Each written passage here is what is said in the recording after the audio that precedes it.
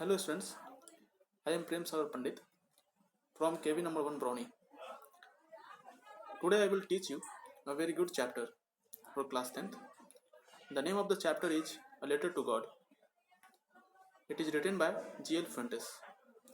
Before you read, they say faith can move mountains, but what should we put our faith in? This is the question this story delicately poses. Delicately means easily way, poses means to show. Okay, the story is based on faith we have. Okay, we have and believe. So in this story there is a main character. Lencho is a farmer. Lencho is a farmer who writes a letter to God when his crops are ruined, asking for 100 pesos.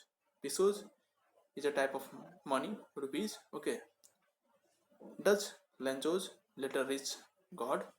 This is a questions. Okay, does God send him the money? This is also questions.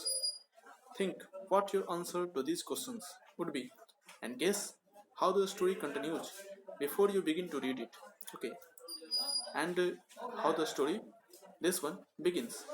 It is very thoughtful question. So let's read the story and understand the chapter. Okay, there is an activity. There is an activity regarding this one story. One of the cheapest ways to send money to someone is through the post office. Okay, and this one activity you have to complete it at home. Okay, and when your vidyalaya will be open, I will check it your activity. Okay, how you uh, complete it. Okay, this one activity.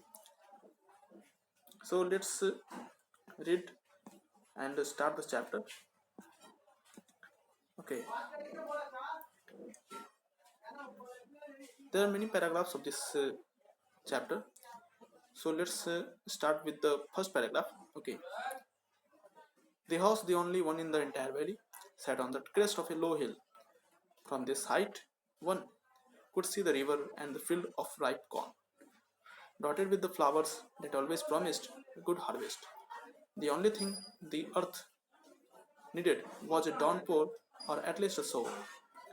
Throughout the morning, Lencho, who knew his fields intimately, had done nothing else but see the sky towards the northeast.